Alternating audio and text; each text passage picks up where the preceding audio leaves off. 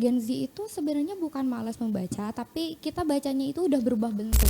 Membaca itu sebenarnya apa saja bagus, tergantung pada kita untuk memanfaatkannya. Yang kita baca itu apa? Karena orang-orang yang membaca itu pasti identik juga dengan yang namanya kacamata. Kan kenapa pada akhirnya Belanda itu nyebut Aceh itu dengan sebutan pungo, karena ternyata nenek moyang kita tuh dari dulu luar biasa sekali dalam taktik berperang, dalam juga nenek moyang kita itu dicatatkan sebagai seorang penulis gitu. Kalau Karena melihat bahwa tingginya minat baca dan kunjungan dari generasi muda kita untuk memanfaatkan fasilitas bacaan yang ada di perpustakaan Aceh ini, kita akan mengembangkan layanan pada malam hari.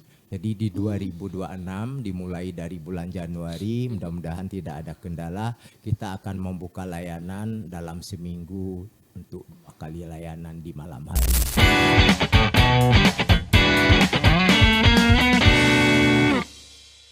Assalamualaikum warahmatullahi wabarakatuh, sobat RRI di Waalaikumsalam. rumah.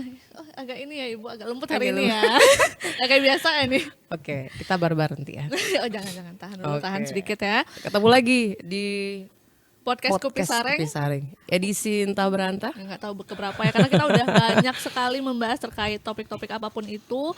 Dan sekarang kita mau membahas terkait yang umumnya sangat mungkin dekat dengan kita, cuman banyak sekali problem yang mungkin harus kita ulik lagi Kak Deci. Karena khususnya untuk Gen Z nih, terutama Kamu Gen Z? Kebetulan saya Gen Z. Oh, oke, kita Pak. sama. Enggak Pak, jangan percaya Pak. Dia nggak terima, paling nggak terima. Oke, nanti kita bakal bahas dengan 2 narasumber istimewa kita pada hari ini. Betul. Dan tentunya untuk kali ini kita pengen ngebahas, ngangkat tema apa sih? Masihkah Gen Z Aceh membaca? Mungkin bukan hanya Aceh ya, mungkin seluruh Indonesia, bahkan anak muda sekarang apakah masih dekat dengan yang namanya literasi gitu? Baik itu Aku suka baca. Yakin? Baca novel. Oh iya, kelihatan dari kacamatanya tebal Kak soalnya. Bener ya. Karena bilangin identik- diri sendiri. Oh iya, benar. Aku masih tipis nih kebetulan nih. Oke. Karena orang-orang yang membaca itu pasti identik juga dengan yang namanya kacamata. Mhm. Kacamata. Nggak Jadi juga sih. oh ini sendiri ya. Tergantung ya. Tergantung orang masing-masing. Tergantung. Gitu. Saya apalagi suka baca sambil kayang, itu bakal cepat rusak matamu. Banyak aku biasa sambil tengkurap, sambil tidur ya. Nanti kita bahas juga apakah itu diperbolehkan, apakah itu masih menjadi kebiasaan juga menjadi Gen Z ini membaca sambil tiduran, main handphone sambil tiduran gitu ya. Oke. Kita bahas langsung sama 2 narasumber kita nih Kak Deci. Iya, untuk pagi hari ini mana sih? Yang pertama itu adalah Kepala Dinas Perpustakaan dan Kearsipan Aceh, Bapak Dr. Syaridin, SPD MPD. Assalamualaikum Bapak. Waalaikumsalam warahmatullahi wabarakatuh. Sehat Pak ya? Alhamdulillah. Alhamdulillah. Kita lupa ngasih tahu kita di Apa mana. itu? Oh iya benar. Apa sih lokasi kita nih? Lokasi kita itu ada di karena kita sekarang membahas terkait membaca ya Kak Deci ya. Jadi kita langsung ada di Perpustakaan Wilayah Aceh. Jadi Di lantai 4 di ya? lantai 4 gitu. Jadi kita terima kasih juga sudah diberkenan untuk menggunakan ruangannya di ruangan VIP Perpustakaan Wilayah Aceh, yang memang ini salah satu perpustakaan yang terkenal juga di Aceh ya Kak Deci. Yang keren ya. sekali. Mm-mm. Makasih ya Bapak sudah memfasilitasi untuk pagi hari ini, dan kita bakal ngobrol tentang literasi Betul. khususnya Gen Z. Mungkin saya koreksi sedikit. boleh, Pak. Ini bukan perpustakaan wilayah Aceh, tetapi perpustakaan Aceh. Oh, oke. Provinsi Aceh. Oke. Oke. Ada singkatannya itu Pak, Perpustakaan Nasional atau apa gitu kalau untuk Perpustakaan Aceh? Kalau dulu perpustakaan itu merupakan kantor wilayah dari Perpustakaan Nasional. Tapi sekarang di setiap provinsi itu ada perpustakaan provinsinya milik pemerintah daerahnya. Nah, jadi untuk kita sekarang Dinas Perpustakaan dan Kearsipan Aceh. Oh, oke. Dinas Perpustakaan dan Kearsipan Aceh gitu. Oke. Nanti kita kulik lagi Pak terkait Perpustakaan Aceh ini. Narasumber kedua itu adalah Ratu Baca Aceh 2024. Siapa Kak Deci? Fania Sela. Benar ya, Sheila. Assalamualaikum Fania. Kita panggil Sela apa Fania nih? boleh dua-duanya. Dua-duanya bisa dipanggil nama. Oke, soalnya. kamu Fania, aku Sela. Oke, Fania Sheila. Kok jadi dibagi ya? Oke. Kita bakal ngebahas juga untuk pertama mungkin langsung ke Pak Syaridin ya. Bapak kan pasti paham bener nih kalau yang datang-datang ke sini nih Pak sejauh ini pasti dikunjungi khususnya pustaka di wilayah Provinsi Aceh ini. Minat baca Gen Z menurut pandangan kacamata Bapak sendiri yang sekarang ini gimana Pak? Kalau saya melihat dalam kurun waktu 2 bulan 14 hari ini saya mulai bertugas sebagai Kepala Dinas Perpustakaan dan Kearsipan Aceh.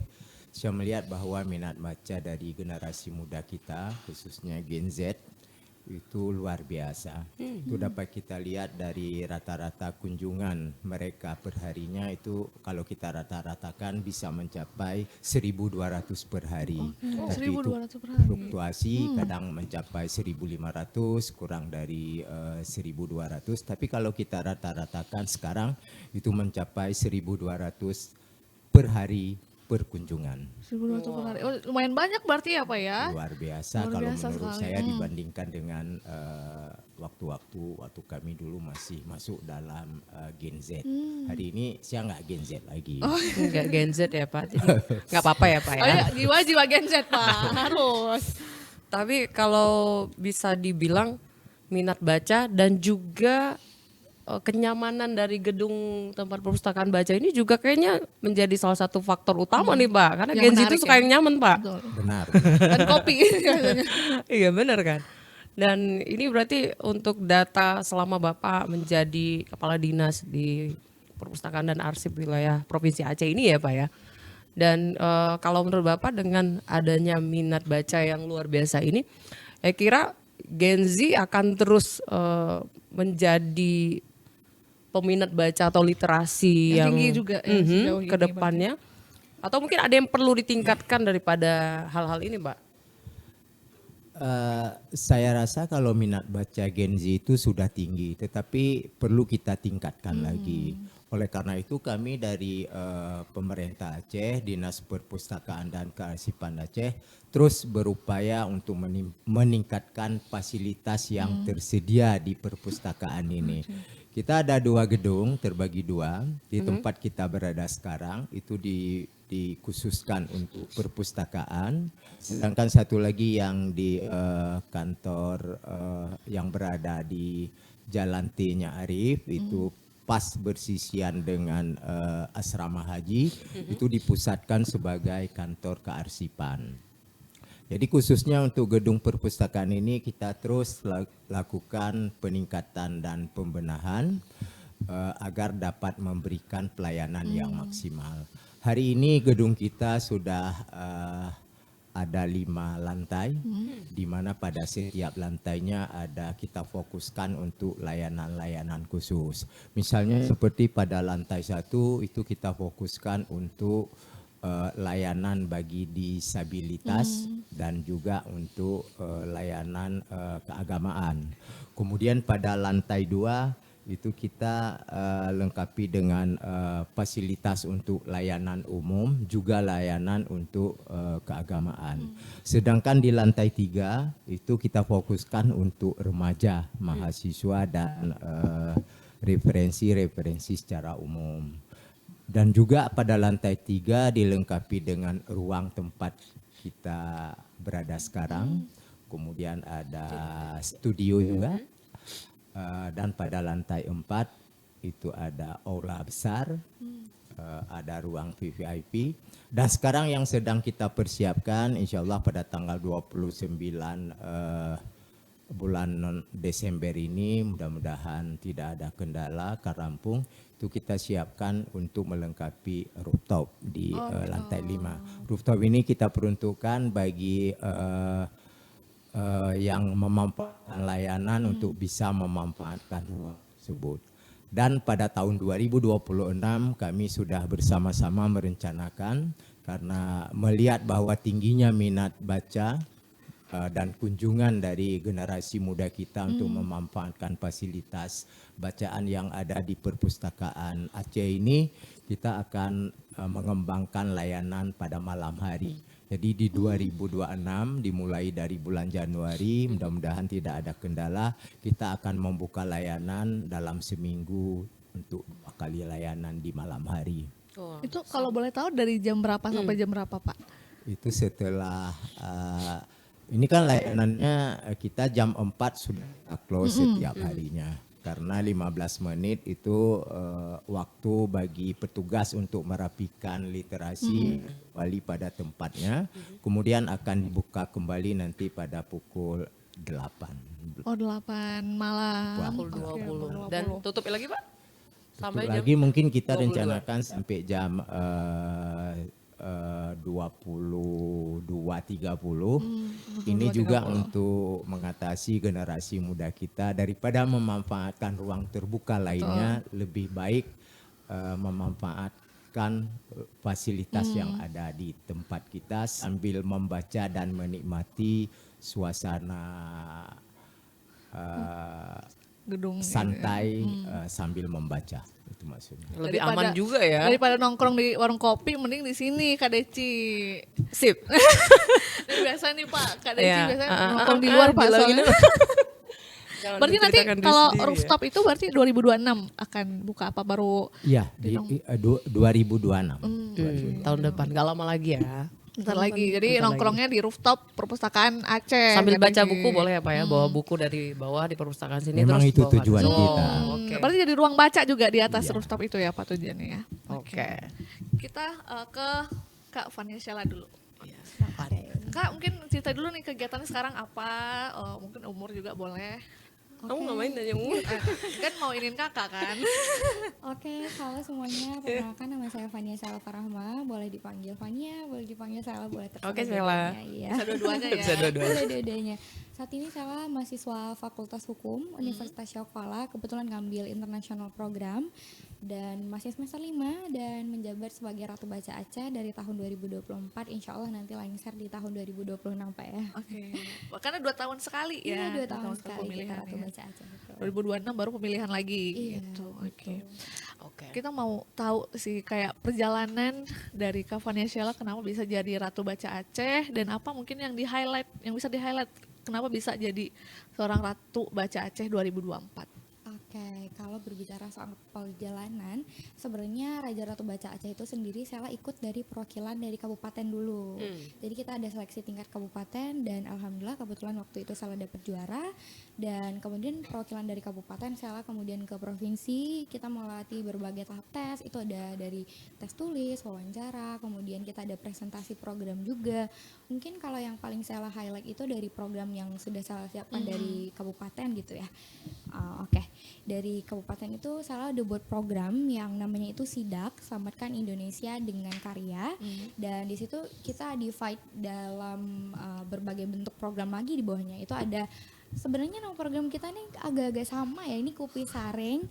Kalau Tapi nggak apa? kalau program saya tuh ngobrol ngopi. inspirasi Oke. gitu. Sama-sama ngopi lah Iya, ya. sama-sama ngobrol inspirasi. Kenapa pada akhirnya kami membentuk program itu tuh berawal dari kita di Aceh tuh ya terkenal 1001 warung kopi gitu kan ya. Bahkan terakhir waktu sinyal hilang, jaringan hilang apa segala macam, warga Aceh tuh ngumpulnya di Ngumpulnya di warung warung kopi, ada semua tuh orang di situ. Benar. Jadi pada saat itu kami menginisiasikan sebuah program yang berawal dari itu, beranjak dari itu kami rasa kayaknya dengan banyaknya Gen Z yang menghabiskan waktu di warung kopi, kayaknya ada baiknya di sela-sela itu kita sisipkan kegiatan yang positif kayak gitu ya. Kurang lebih nanti kami di situ akan menjelaskan sosialisasi lah kurang lebih tentang fasilitas apa saja yang pernah Dinas Perpustakaan dan Kearsipan Aceh ini berikan untuk Gen Z tentunya. Kemudian mungkin sesimpel kami menjelaskan bahwasanya di Aceh itu kita ada loh yang namanya Ipusaka Aceh gitu. Hal-hal yang mungkin generasi Z itu ada beberapa orang yang belum tahu ternyata di Aceh itu Dinas Perpustakaan dan Kearsipan Aceh itu memfasilitasi hal-hal yang seperti ini gitu loh. Nah, kemudian juga ada program yang namanya Bajakan, Bacakan dan Ajarkan. Jadi kami fokusnya itu kemarin kita sempat melaksanakan program di Kampung Jawa yang mana kami melaksanakan program untuk berfokus ngajarin adik-adik di sana yang mungkin sorry to say masih buta huruf. Jadi kami berfokus untuk ngajarin mereka dari nol gitu cara baca bagaimana, kemudian mungkin sharing inspirasi motivasi juga beberapa hal karena saya juga sempat dibawa ikut sama bapak-bapak dari Dinas Perpustakaan dan Kearsipan Aceh itu ke berbagai macam kabupaten yang ada di Provinsi Aceh gitu. Yang terakhir itu kita ke Pulau Banyak dan itu pengalaman yang luar biasa sekali. Kita ketemu sama adik-adik yang ada di daerah, kemudian kita sharing berbagai macam hal yang ternyata semangat mereka tuh besar sekali. Kalau saya lihat itu mereka kayak apa ya, diibaratkan tuh kayak B.J. Habibie itu ternyata ada loh di Kabupaten Aceh Singkil gitu loh, yang luar biasa sekali ternyata semangatnya kayak gitu. Perjalanannya sampai akhirnya dengan program itulah yang mungkin memikat hati juri ya pada saat itu, yang pada akhirnya di tahun 2024 Agustus Sela terpilih jadi Ratu Baca Aceh. Ternyata udah banyak programnya juga ya. Alhamdulillah. Berarti itu program dari Vanilla Sela sendiri yang bikin. Iya, kemudian kita waktu udah terbentuk Raja Ratu Baca Aceh tahun 2024, kita inisiasikan lagi program bareng teman-teman yang lain. Kira-kira program apa ya yang lebih cocok, yang lebih relevan gitu sama Gen Z gitu. Oke. Tadi dari Pak Syahrini ngasih di awal itu tentang bahwa dari datanya Gen Z, minat baca Gen Z itu luar biasa. Iya, Kak. Iya, benar. Gimana menurut saya? Setuju banget, karena sebenarnya walaupun di sekitaran kita mungkin sering ada narasi yang kayak misalkan Gen Z itu malas membaca, bla bla segala macam. Tapi Sela sebenarnya kurang setuju. Kenapa? Gen Z itu sebenarnya bukan malas membaca, tapi kita bacanya itu udah berubah bentuk. Mungkin orang dulu baca buku fisik, tapi mungkin sekarang Gen Z baca tuh tiap hari. Misalkan sesimpel di webtoon misalkan atau Wattpad misalkan gitu. Itu juga salah satu bentuk membaca gitu. Itu juga salah satu bentuk dari literasi. Kemudian juga Gen Z, contohnya Sela sendiri, Sela tuh download iPustaka Aceh, iPusnas juga ada di HP. Jadi saya setiap hari tuh baca minimal misalkan untuk bahan kampus gitu, bacanya walaupun nggak di buku fisik, tapi kita juga baca lewat HP karena lebih memudahkan. Kenapa? Kita bisa baca di mana aja, kapan senggang gitu. Nggak perlu juga kita harus baca ke perpustakaan kayak gitu. Mungkin Salah rasa minat baca Gen Z itu sebenarnya luar biasa sekali ya. Bisa kita lihat mungkin juga dari IPLM-nya luar biasa, melebihi target bahkan di Gen Z-nya sendiri. Kemudian juga mungkin cuma berubah bentuknya aja gitu. Tapi sejauh ini melihat, tadi kan ada perubahan ya, mungkin dari buku fisik orang beralih ke buku digital.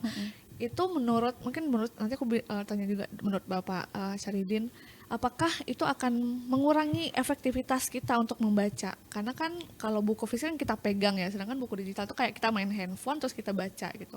Menurut Vania itu gimana?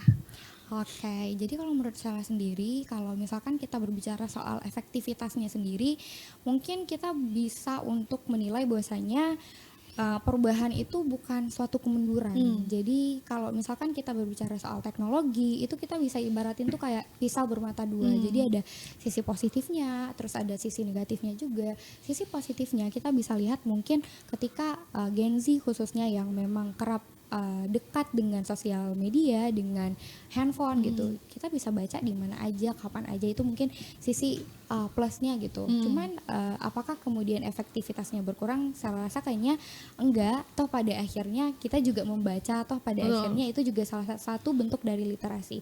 Cuman apakah ada yang berbeda? Kalau dari saya sendiri preferensinya memang dari dulu saya selalu suka bacanya buku fisik. Kenapa? Kalau di buku fisik itu kita ada aroma buku, buku terus baru kita, ya. buku baru, terus kita kayak bisa bolak-balik. Itu ada perasaan-perasaan tertentu yang kita tuh nggak dapet dari kita baca melalui digital. Tapi di digital juga ada plusnya. Misalkan Sela dulu sempat minus.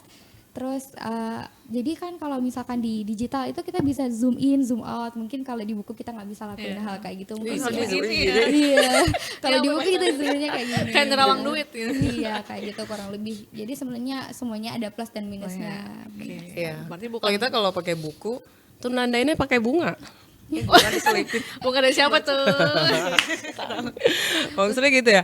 Kalau tadi versinya Sela, kalau Dari Bapak. versi Bapak.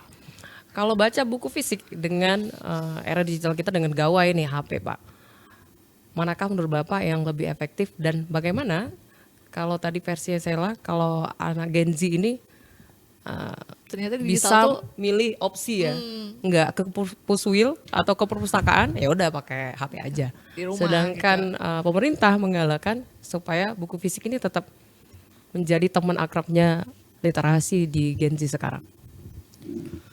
Sebenarnya sama dengan yang disampaikan oleh Sela. Membaca itu sebenarnya apa saja bagus, tergantung pada kita untuk memanfaatkannya. Yang kita baca itu apa?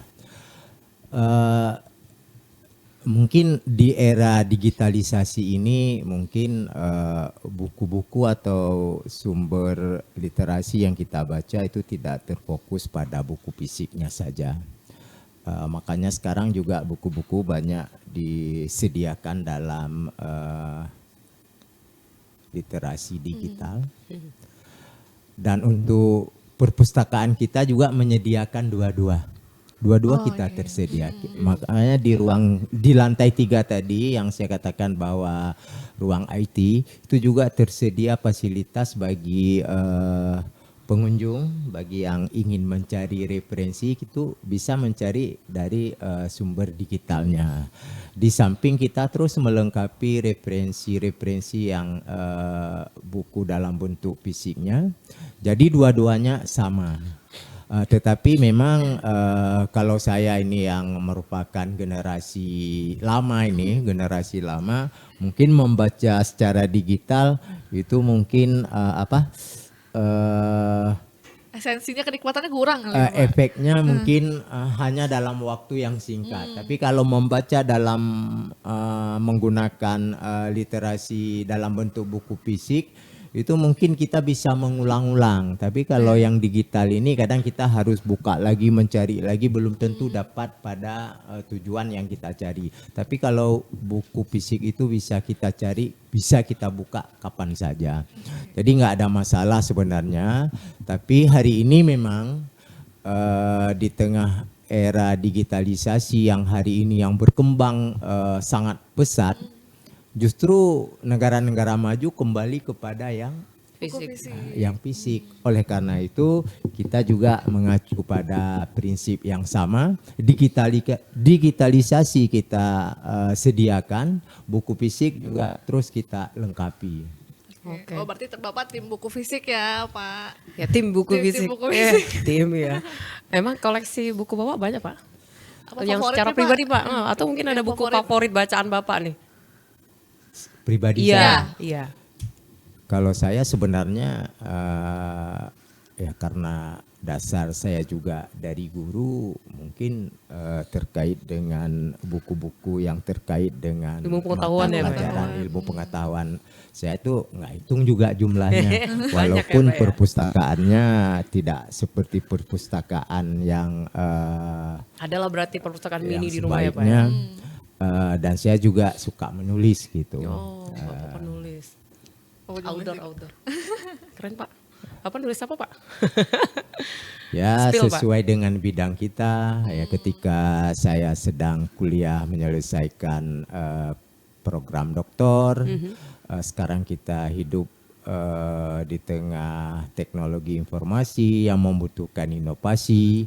Saya berhasil menulis sebuah buku bersama dengan kawan itu tentang inovasi. Inovasi. Ini Bapak izin, Bapak guru apa, Pak? Sebelumnya? Apa sekarang masih? Udah lama Oh, saya udah dari lama. 2028 mungkin Kepo, 2028. langsung lagi sebagai guru SMA dulu terakhir, guru mata pelajaran fisika. Oh, kebetulan. fisika. Bapak banyak Tuh, hitung rumus hebat pakai sih, Pak. kacamata ya, Pak? Enggak juga dong, pakai kacamata loh gitu. Enggak, tapi enggak suka fisika. Mau Pak, saya IPS, Pak. Mau. Ya, Pak. Oke. Tadi versi Pak Syahridun kita udah dengar juga. Saya pastikan selama 2 tahun ini akan menjadi tantangan juga. Apa sih perjalanan Sela sejauh ini yang menjadi tantangan besar untuk mengubah pola pikir untuk Gen Z sendiri, untuk mengajak mereka itu bisa lebih dekat sama literasi? Oke, ini sebenarnya pertanyaan yang lebih tricky ya, karena ya luar biasa sekali.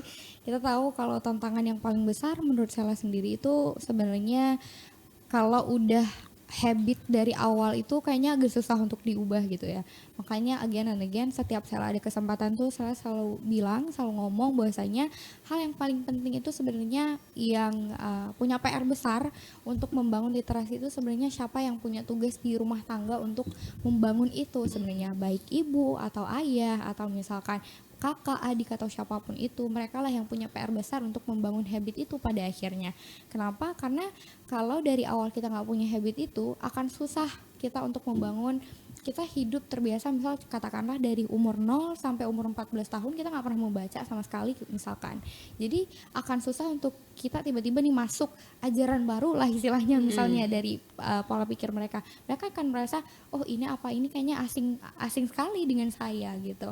Nah mungkin hal itu ya yang menurut saya tantangan paling besar ketika habit dari awal itu nggak dibangun. Jadi kita untuk masuknya juga agak susah gitu.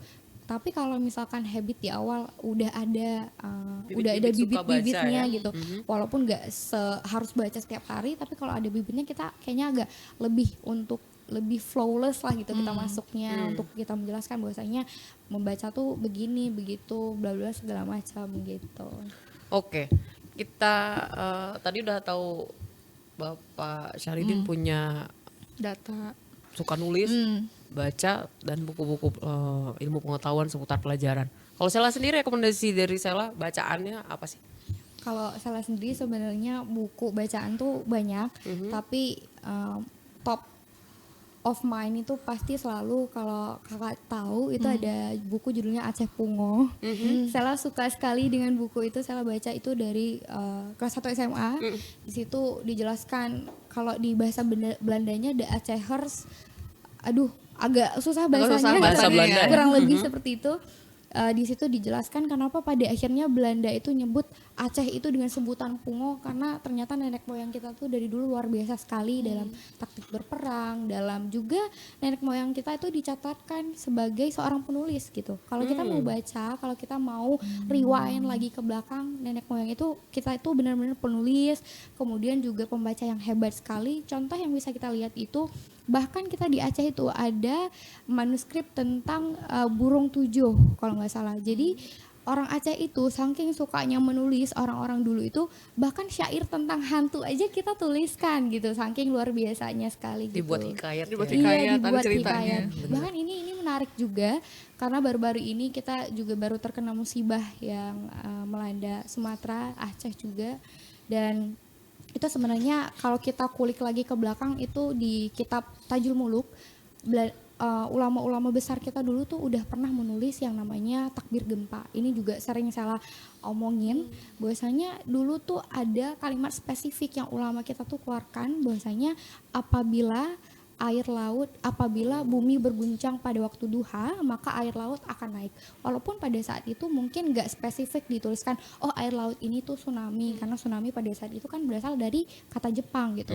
Walaupun kita juga nggak bisa untuk bilang sekarang bencana alam tuh karena berbagai macam faktor gitu ya. Tapi mungkin kalau kita mau mengulik lagi ke belakang, bahwasanya orang nenek moyang kita terdahulu tuh luar biasa sekali loh, bahkan bisa untuk menuliskan hal-hal yang seperti itu yang terjadi ya di tahun 2004, terbukti terus di tahun 2025 ini juga terjadi hal yang seperti itu gitu. Oke. Iya. Mereka menuliskan menurut pandangan matanya ya. Betul. Dan kita Mungkin tinggal dari baca pengalaman aja. juga ya Kak Desi ya. baca gitu, Kita tapi tinggal males ya. baca aja, cuman pada akhirnya nggak tahu apa yang terjadi. Mungkin karena kitab Tajul Muluk itu juga masuknya tuh ke dalam kategori ramalan atau mimpi, jadi orang mungkin acap sekali merasa oh itu cuma ramalan atau Mitos ya. ya, kurang lebih seperti itu. Oke, Pak Syahridin, kalau kita kaitkan sama bencana, ini kan daerah-daerah khususnya di 18 kabupaten kota di Aceh itu kena bencana. Kan puswil yang ada di kabupaten ini menurut Bapak sekarang gimana keadaannya Pak? Kita pengen tahu nih untuk updatean data dari Bapak.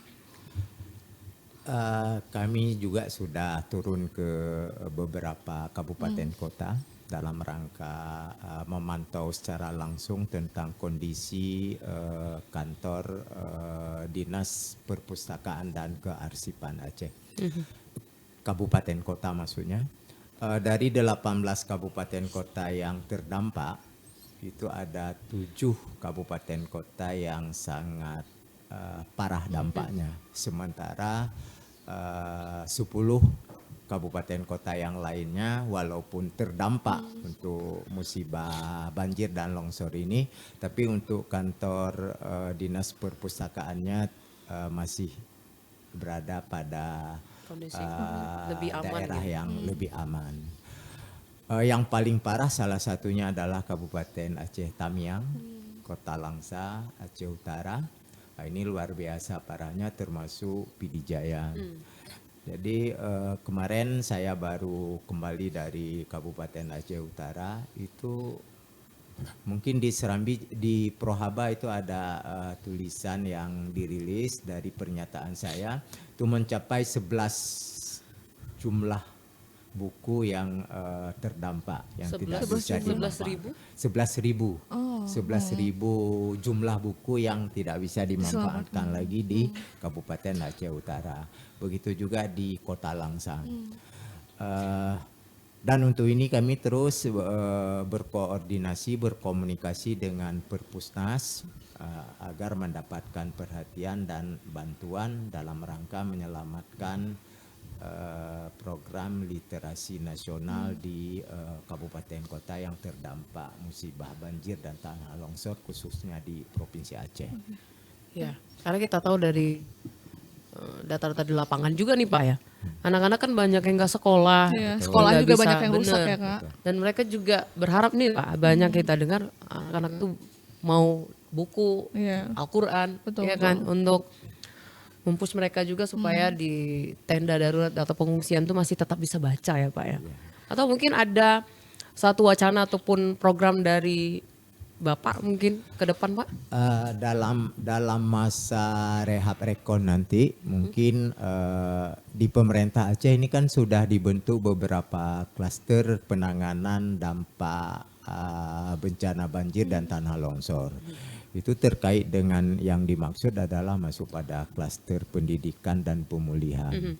Untuk Dinas Perpustakaan dan Kearsipan itu sendiri masuk di 2 klaster, pendidikan dan pemulihan.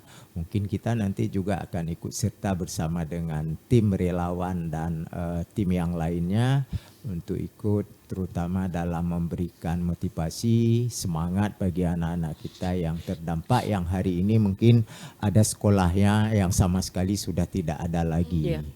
Tetapi karena program di Dinas Perpustakaan dan Kearsipan Aceh selama ini tidak ada program buku yang disediakan yang bisa digunakan kapanpun dibutuhkan, misalnya ada daerah yang terdampak bencana yang bisa kita ambil, ini tidak ada program sebelumnya. Mungkin untuk 2026 dan ke depan saya sudah duduk bersama dengan kepala bidang yang lainnya.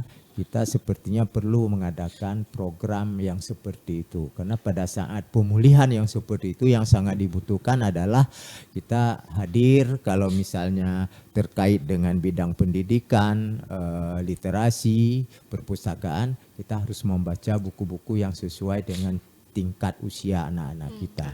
Tapi kami sudah menyiapkan beberapa program termasuk storytelling, bercerita, apapun yang bisa kami lakukan, kami akan ikut dalam masa penanganan rehab rekon dalam program pemulihan pasca bencana. Amin, amin.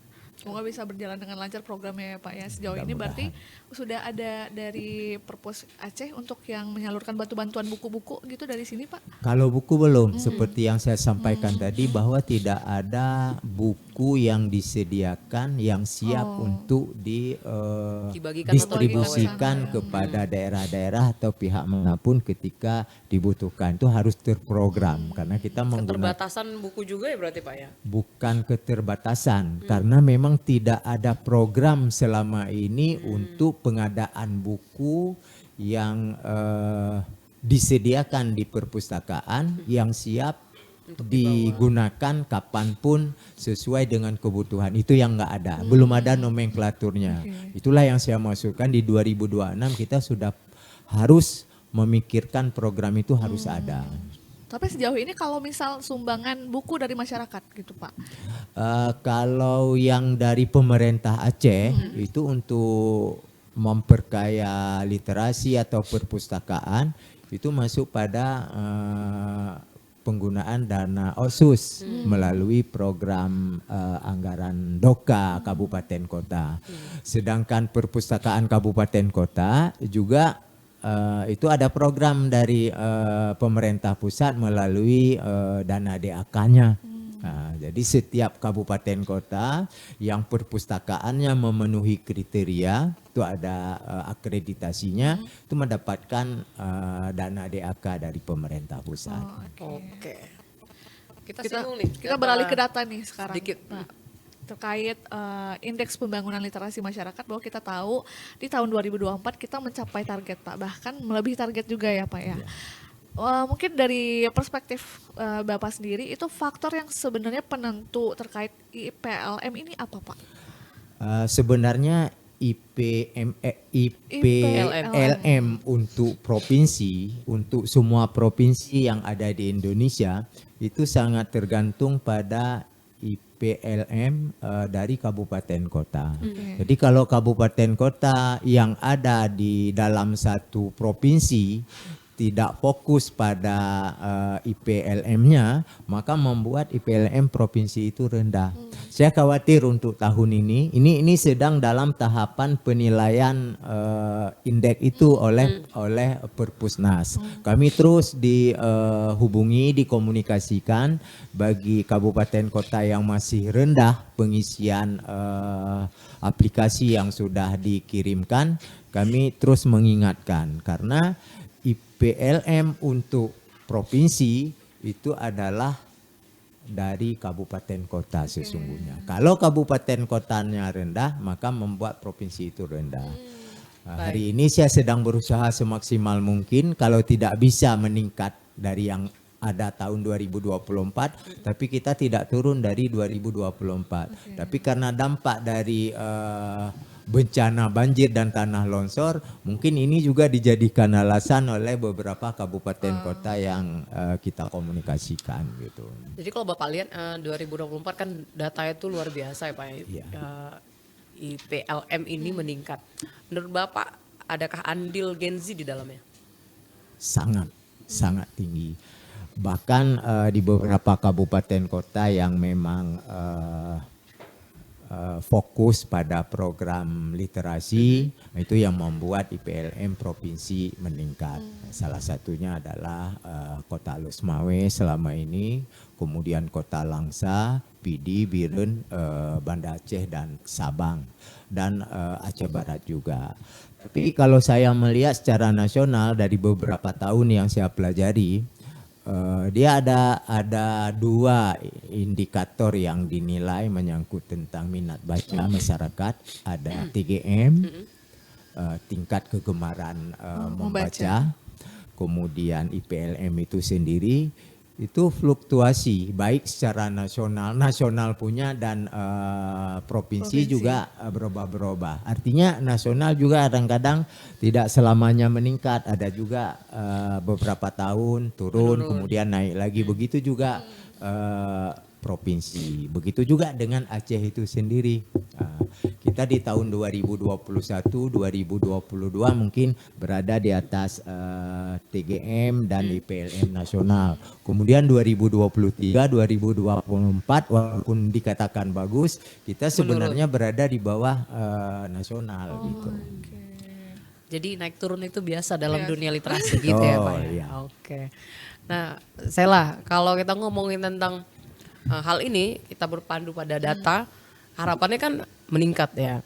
Nah tantangan dan apa sih kira-kira yang bisa Sela dan kita semua ngelakuin supaya Gen Z ini dan generasi penerusnya setelah Gen Z apaan? Alpha. Mungkin seterusnya, walaupun bersaing secara teknologi dengan game online ya, literasi itu tetap berada di atas menjadi posisi terfavorit untuk gen-gen berikutnya. Apa sih kira-kira? Oke, jadi sebenarnya kalau dari Raja Ratu Baca Aceh sendiri tuh punya harapan besar melalui program-program yang udah saya paparkan juga tadi, dari program Ngobrol Inspirasi. Saya rasa itu adalah program yang sangat melekat dengan Gen Z ya gitu.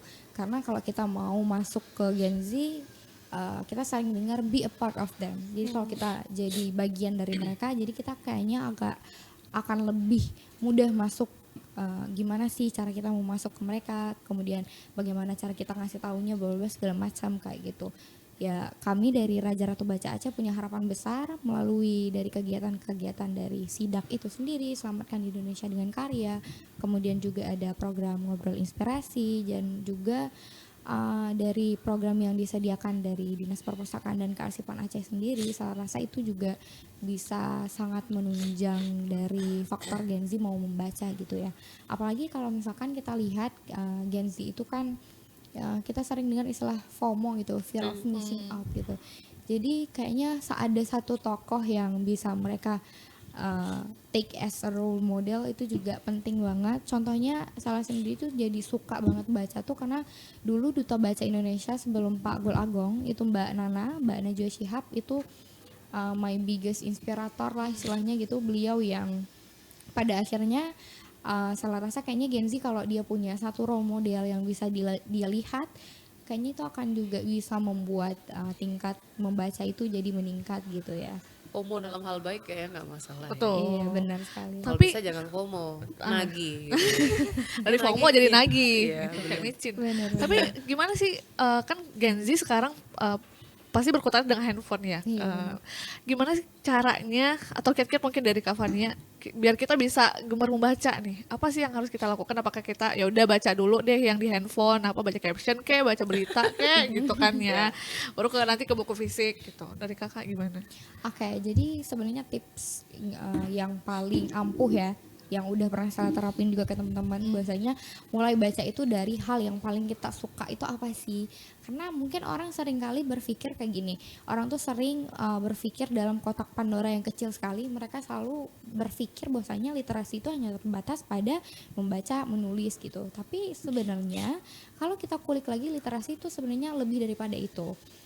Ketika kita memproses bahan bacaan kita, ketika kita kemudian bisa berpikir kritis, sesimpel misal kita baca caption tentang bencana alam di sini, misalkan ada satu orang yang mengeluarkan statement yang seperti ini, kita sebagai Gen Z itu kan mulai ada penalaran di situ. Itu juga salah satu bentuk dari literasi yang kemudian mungkin luput ya dari kita sering merasa literasi itu hanya sebatas pada membaca, menulis aja. Tapi ketika kita bisa memproses informasi itu, ketika kita bisa cerita ulang lagi nih, misalkan ke teman, tadi aku kayaknya baca informasi di ini ada daerah longsor apa segala macam, ada daerah banjir kayak gini beberapa segala macam, itu juga salah satu bentuk literasi kayak gitu.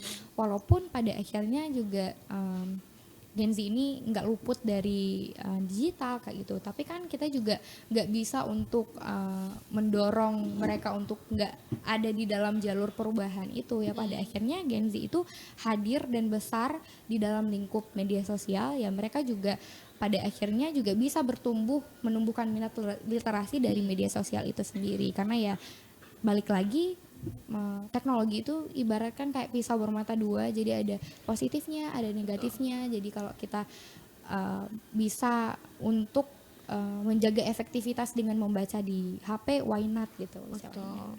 Berarti tetap manfaatkan yang sedang kita lakukan mungkin digital ya. Iya, Tapi benar. jangan bacanya jangan setengah-setengah nih, biasanya pada setengah-setengah bacanya nih. Bacanya full tetap Iya, karena bacanya informasi full jangan tetap. Jangan penggal-penggal ya. jangan dipenggal-penggal. Benar. Oke, kita ke segmen penutup ya. Ya, kita sudah sebetulnya closingnya kebetulan ya, ada kode-kode nih ya di belakang situ. Oke. Kita pengen tahu dari Pak Syahrini dulu. Kenapa Gen Z harus tetap baca hari ini, Pak? Karena kalau menurut saya membaca hari ini adalah gerbang masa depan. Iya. Sumber literasi atau buku adalah jendelanya. Oleh karena itu, generasi muda Aceh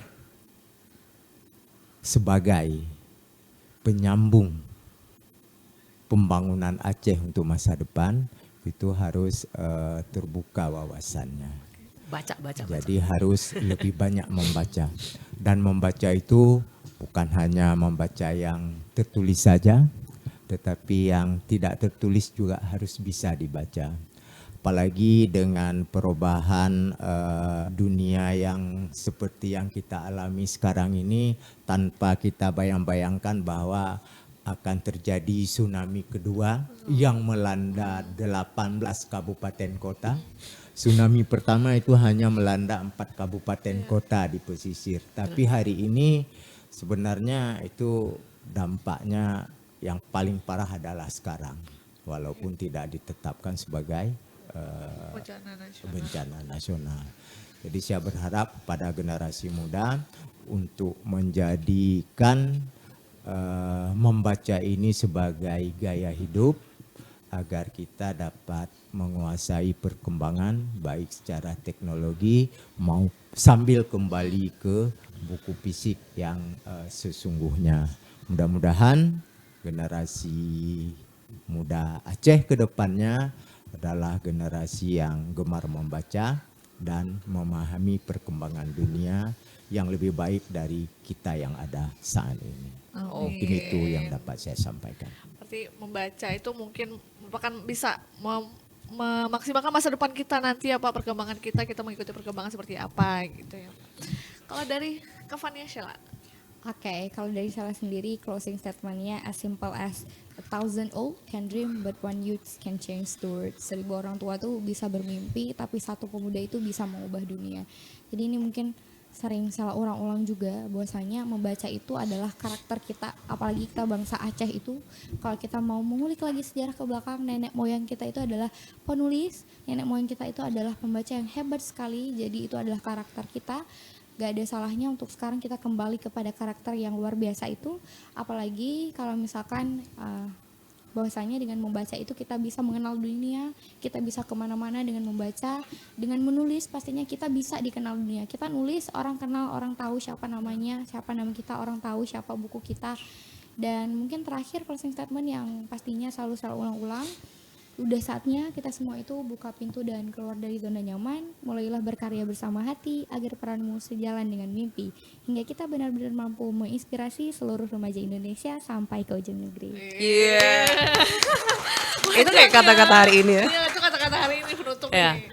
Yang pastinya dengan membaca hari ini untuk Sobat RRI itu juga menumbuhkan dengan situasi sekarang ya. Betul. Menumbuhkan empati dan nurani dan tetap peduli. Betul. Ya, karena banyak juga nggak baca nih, coba ngasal aja nebak-nebak nih. Karena Baca makanya makanya tadi, baca. ya, berita-berita itu harus tetap dibaca ya, Kak Benar Desi ya, sekali. jangan cuma sepenggal. Jadi kita bisa juga update informasi terkini terkait mungkin saudara kita di sana seperti apa gitu. Oke. Apa itu? Ada Bu. Oh, Oke. Udah, Ibu ini produser tadi kita bilang ya. Ya, kita ucapin makasih untuk Perpustakaan Aceh yang sudah berkenan kita gunakan ruangannya. Semoga nanti semakin banyak juga orang yang berkunjung di sini ya Pak. Bahkan sekarang kita tahu juga Perpustakaan Aceh bisa beradaptasi, bahkan nanti akan dibuka jam malam ya Bapak ya di 2026. Jadi kan jangan nongkrong di warkop aja, nongkrong di perpustakaan wilayah mungkin perpustakaan kalau kayak Aceh. malam, kalau misalnya udah penuh dengan jadwal kuliah sampai sore, nah kamu bisa manfaatin untuk lebih santai di malam hari di sini. Walaupun nggak full ya Pak ya, seminggu atau 2 kali ya gitu ya. Kita usahakan 2 kali dalam seminggu. Repot juga kalau tiap hari ya Pak. Tambah lagi, Bu. Iya. Kita ucapin makasih untuk kamu semua yang terus dengerin kita. Tungguin notifikasi kita di @RRI Banda Aceh untuk Instagram kita.